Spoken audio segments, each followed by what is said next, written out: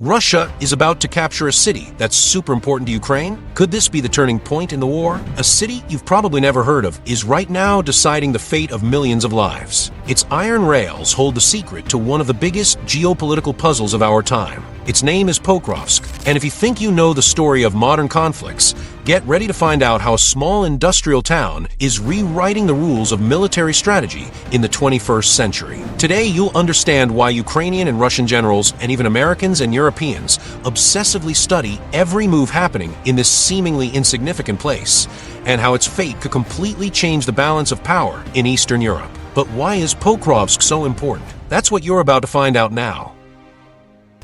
At the end of 2024, Pokrovsk plunged into total darkness when its power grid was completely destroyed by drone attacks. This was just the prelude to an unprecedented escalation. Right now, Russian forces are operating less than a mile, 1.6 kilometers, from the city's outskirts, while 110,000 Russian soldiers maintain a brutal siege that's lasted over a year. The numbers reveal the brutality of this campaign.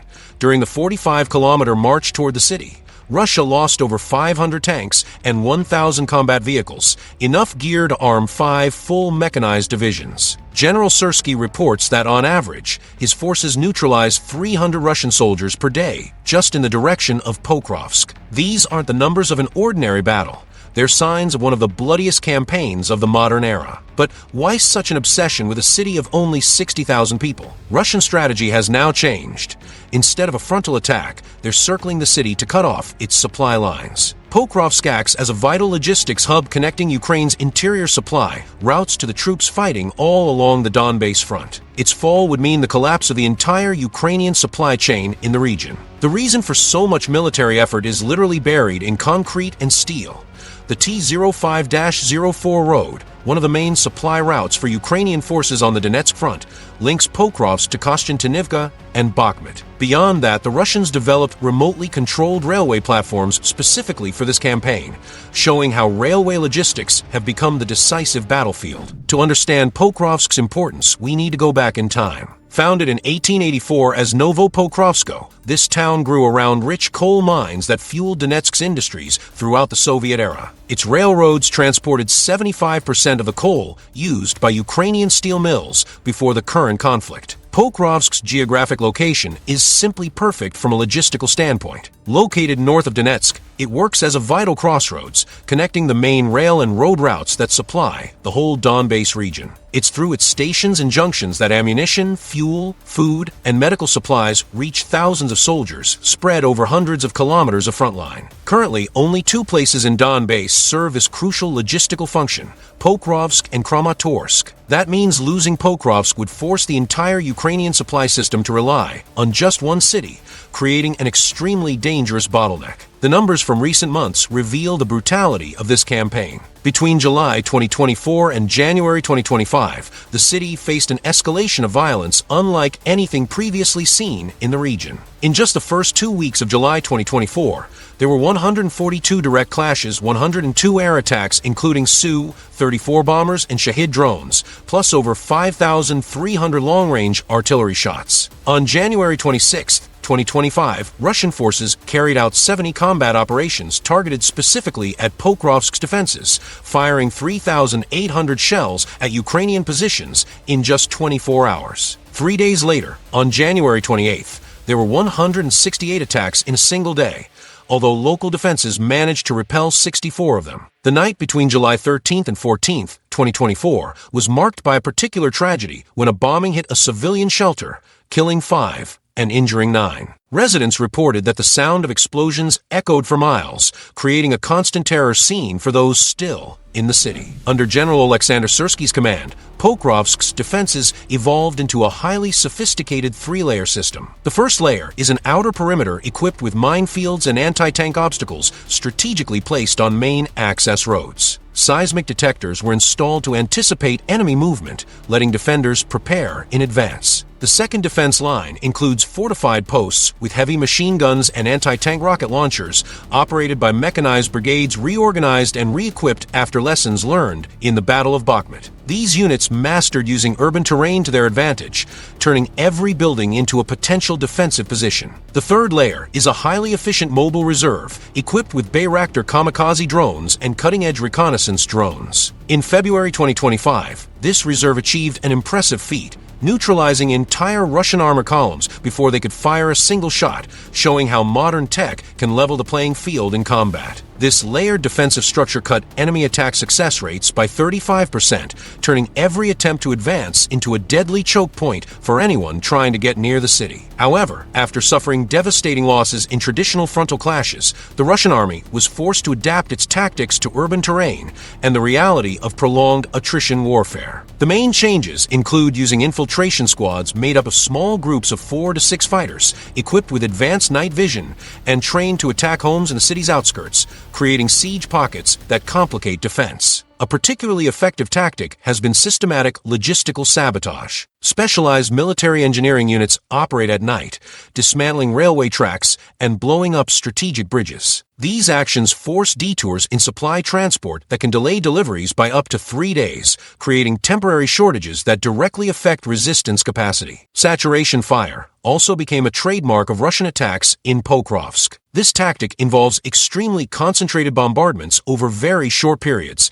designed to psychologically destabilize defenders and quickly drain their anti-air ammunition reserves. Behind the military numbers and stats, there's a deeply human story of resistance and solidarity. Every morning in Pokrovsk, the early dawn silence gives way to the sound of warning sirens and the constant hum of generators powering underground shelters where civilians seek protection. The civilians who stayed in the city developed an almost supernatural awareness of danger. They learned to identify different types of shells by sound, able to tell when an artillery shell passes dangerously close to the ground by the distinct crackle of kicked-up gravel. Local volunteers turned abandoned churches into community kitchens, preparing over 1,000 meals daily for soldiers and refugees. These women worked 12-hour shifts, often under the distant sound of explosions, keeping alive the tradition of hospitality that has always marked the region. A particularly touching project was started by local teachers and students who set up a community radio channel. This station broadcasts not just essential safety alerts, but also messages of hope, and even makeshift classes for kids who can't regularly attend school. It's a way to keep normalcy alive amid chaos. Field medics working in Pokrovsk reported treating over 200 wounded in a single week during the most intense fighting periods. Working under extremely harsh conditions, they rely on emergency transfusions and medical supplies arriving from Kramatorsk in protected convoys, risking their lives to keep supply routes open. Pokrovsk's importance goes beyond its geographic borders. The city is a crucial test of Ukrainian resistance capacity and the effectiveness of modern defensive tactics against numerically superior conventional forces. Its fall would mean not only a Russian tactical victory, but potentially the collapse of the entire logistics system supporting Donbass's defense. From a geopolitical point of view, Pokrovsk has become a symbol. For Ukrainians, it stands for the determination to defend every piece of national territory. For Russians, its conquest would mean a decisive step toward full control of the Donetsk region, one of their declared military objectives. The situation in Pokrovsk also shows how geographic features can shape the course of modern conflicts. The concentration of rail and road routes at a single point created a strategic vulnerability both sides clearly recognize. Besides that, the battle for Pokrovsk has become a lab for 21st century military tactics. The heavy use of drones by both sides has completely changed the nature of urban combat. Recon drones constantly fly over the city, gathering info processed in real time to coordinate both attacks and defenses. Kamikaze drones, in particular, revolutionized defense tactics. Costing just a fraction of a tank or armored vehicle, these devices can neutralize high-value targets with surgical precision. On several occasions, entire Russian armored formations were wiped out by swarms of drones even before reaching Ukrainian defensive lines. The civilians of Pokrovsk face challenges far beyond the physical dangers of bombing. Constant disruptions to basic services created a silent humanitarian crisis affecting thousands. Electricity is intermittent, water supply irregular, and heating systems only work sporadically during harsh winter months. Despite these hardships, the community built an impressive mutual support network. Neighbors shared generators, food, and fuel. families with safer shelters open their doors to those more vulnerable. This spontaneous solidarity has become a crucial element of the city's resistance. Pokrovsk's children developed remarkable resilience, adapting to a reality no kid should face. They learn to recognize different sirens and know exactly where the nearest shelters are from any point in town. Many keep attending online classes whenever internet connections allow,